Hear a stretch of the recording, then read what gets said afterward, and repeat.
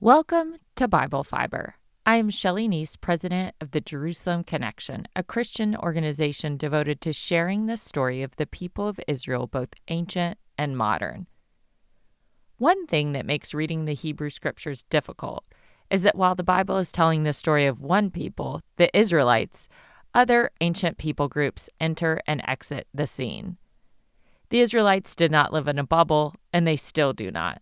They were constantly interacting with their neighbors and subjugated by the rotating door of ancient empires. In our effort to be more informed Bible readers, we are doing a mini-series on the peoples of the Bible. Today's history lesson is on the Edomites.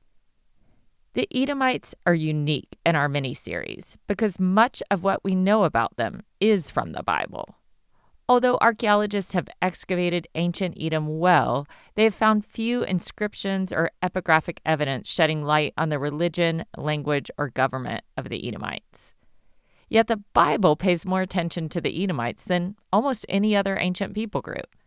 The Bible presents their origin story in Genesis, it depicts their enmity with the Israelites in Numbers, and it frequently predicts their downfall through the prophets. And the Bible includes prayers for vengeance against Edom in the Psalms. Ancient Edom was in the mountainous region in modern-day Jordan and southern Israel that extends from the southern part of the Dead Sea to the Gulf of Aqaba. The capital city of Edom was Basra. Selah was another important Edomite city, also known as Petra. However, the beautiful rock-cut architecture that landed Petra on the list of UNESCO's World Heritage Sites was not Edomite, but Nabatean. According to the account in Deuteronomy, Yahweh was directly responsible for the gifting of Mount Seir to Esau's descendants, and Yahweh aided the Edomites in defeating her enemies. Indeed, the Edomite territory was an awe and a wonder.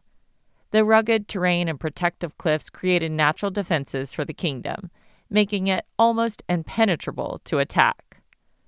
On the flip side, the combination of desert and rock made it a tough place to cultivate or sustain water supplies. Despite the challenging terrain, Edom was strategically along important trade routes that connected the Arabian Peninsula, the southern Levant, and Egypt. And this made Edom a key player in regional trade, and the control of trade routes contributed to their economic significance in the region. What they lacked in agriculture, they made up for with copper resources. Archaeologists have identified ancient mining operations in the Edomite region, and the copper industry played a crucial role in their economy. The Torah relates two encounters between the Edomites and Israelites during the 40 years of wilderness wanderings. In Deuteronomy 2, the Israelites needed to pass through Edom on the King's Highway to enter the Promised Land. Yahweh instructed them to avoid battling with the Edomites. If they required any food or water during their passage, they were to purchase what they needed and to take nothing. And they passed through without incident. In Numbers 20:14 through 20, the story of the encounter happened differently. In that account, the Edomites did not respond in kind. They refused passage to Moses and his band of freed slaves. An armored Edomite force positioned themselves to make certain that the Israelites did not encroach on their land. The Israelites, following Yahweh's earlier command to avoid battle with the Edomites, rerouted their march, but they never forgot Edom's rejection. Scholars debate whether the Israelites tried passing through Edomite territory on two separate occasions, or if there was one attempt and it was told twice in the Torah, different each time. Archaeological records confirm that during the Late Bronze Age, Edomites were a mostly nomadic people. Around the Iron Age, they settled in large numbers. Strategically positioned, the kingdom benefited from the international trade routes that passed through their territory, and they also controlled the Red Sea port.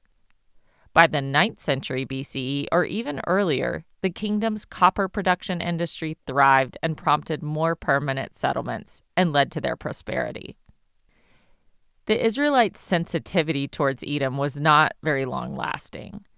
Kings, Chronicles, and Samuel describe their ongoing rivalry in brief accounts. By the time of King Saul, the Edomite kingdom and united monarchy of Judah and Israel were most often at odds, although there were brief times of peace. Saul defeated the Edomites to secure his border east of the Jordan, but we are not told the extent of the fighting. King David defeated Edom in the Valley of Salt, killing 18,000 Edomites in battle, and making the survivors David's servants. David's commander Joab remained in Edom for 6 months, trying to kill every surviving male in Edom. Hadad, a prince from Edom's royal household, fled to Egypt and gained the favor of the Pharaoh. During this period, Edom was an Israelite vassal. After the death of David and Joab, Hadad returned to Edom to lead a rebellion against Judah, but it was to no avail, and Edom remained under Judah's thumb. At one point, Edom allied with Ammon and Moab and tried to overwhelm Judah's forces. But Yahweh intervened on behalf of the righteous King Jehoshaphat so that the allies destroyed each other and never attacked Judah. Edom rebelled successfully against Jehoram around 850 BCE. They could then appoint their own king and restore their independence on the highland plateau. During the reign of Judah's ungodly king Amaziah, Judah and Edom met again for a battle in the Valley of Salt. This time, Judah's army killed 10,000 Edomites in battle, and they pushed another 10,000 Edomites off a cliff. In a disturbing scene that displayed how far Judah's monarchy had strayed from Yahwehism, King Amaziah looted the gods of Edom and bowed down to them and sacrificed to them. When the Assyrian Empire destroyed the kingdom of Israel and quickly dominated all the Levant, Edom submitted to Assyria's authority. Assyrian records list Edom as one vassal in Transjordan that paid tribute. The archaeological record shows that the Assyrian takeover allowed Edom to gain in strength, while Judah got weaker. Military fortresses in the eastern Negev that had once belonged to Judah show signs around 670 BCE of Edomite occupation. With the ascendancy of the Babylonians, Judah's resistance to Nebuchadnezzar's strong arming ensured her destruction. But Edom was not one of the neighboring kingdoms to join Zedekiah's resistance against Babylon, and they stood as a kingdom for longer. This marks the probable moment that Obadiah stepped onto the stage. The prophet seems to have been an eyewitness to the Babylonians' destruction of Jerusalem and ravaging of the first temple. Obadiah had no stomach for Edom's participation in the destruction of her own kin. Other biblical accounts confirm Obadiah's witness. The Hebrew scriptures contain several accounts of Edom's lack of compassion. Amos, Obadiah, Ezekiel, Lamentations, Jeremiah, Isaiah, and Psalms all tell the same story. Edom's lack of compassion and her gloating over Judah in her weakest moment disgusted them. Amos blamed Edom in his oracle for exploiting their old enmity and attacking their own kin with no mercy. Ezekiel blamed Edom for taking vengeance on the house of Judah. They not only pillaged Jerusalem's smoldering ruins, but they also blocked the way for the fleeing Jewish refugees and turned them over to Babylon. The psalmist in exile held on to a haunting memory of Edom's calls for further destruction in Jerusalem. He said, "Remember, O Lord, against the Edomites the day of Jerusalem's fall, how they said, tear it down, down to its foundations." Loyalty was crucial in the tribal culture of the ancient Near East. The Bible used the language of brotherhood and kinship in every mention of Israelite and Edomite encounters. The Deuteronomist was the most explicit. "You shall not regard an Edomite with abhorrence, because he is your brother." How did the Bible's brotherhood language about Edom turn into severe oracles of judgment? According to Amos, the Edomites were to blame for rejecting their covenant of kinship. Predictions of Edom's complete doom pop up throughout the prophets. Amos predicted her fiery destruction. Obadiah foretold complete pillaging. Ezekiel elaborated on the extent of the desolation. Isaiah painted a picture of bloody slaughter. and Jeremiah described it all as drinking the cup of Yahweh's wrath.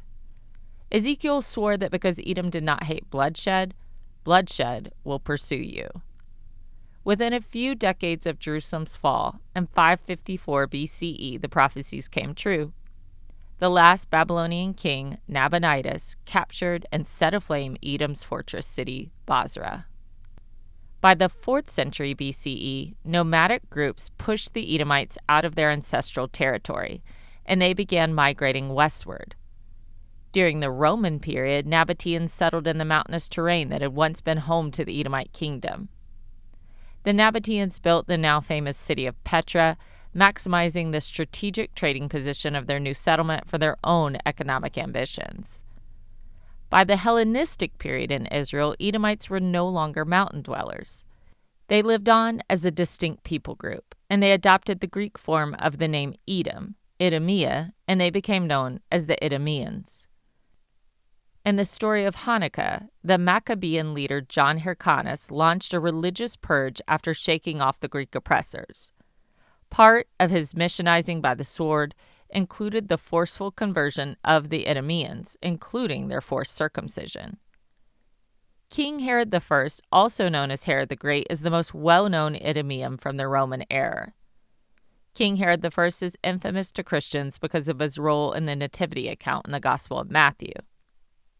After the birth of Jesus, the Magi from the east paid a visit to King Herod in their attempt to locate the King of the Jews. Rome appointed King Herod as king, but he was a Jewish convert and descendant of Judah's ancient enemy. The insecurity of his background had something probably to do with his violent overreaction to the news of Christ's birth. We don't know exactly what happened to the Edomites after the Romans destroyed Jerusalem.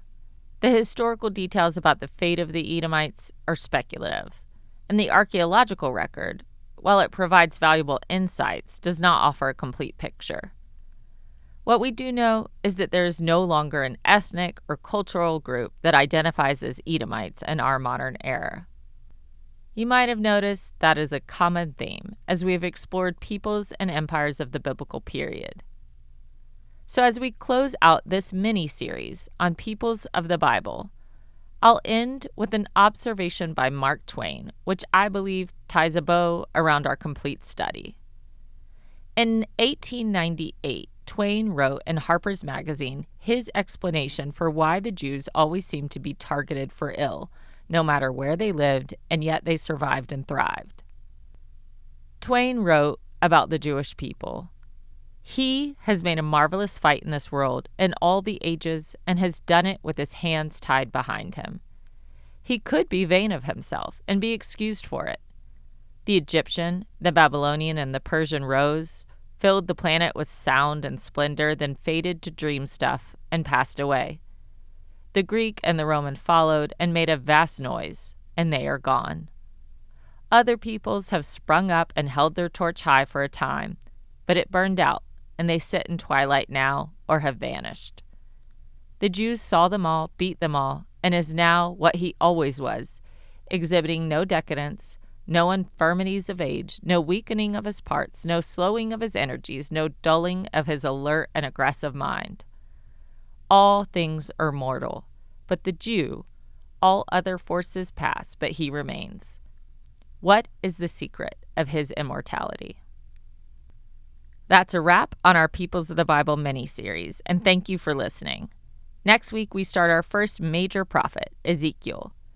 Get ready for the bizarre and spiritual journey alongside the exiled priest turned prophet. For the show transcript, go to our blog or sign up for our emails at thejerusalemconnection.us. Send me a message, I'll respond. Bible Fiber is available on YouTube or wherever you listen to your podcast. I'm Israel Chai.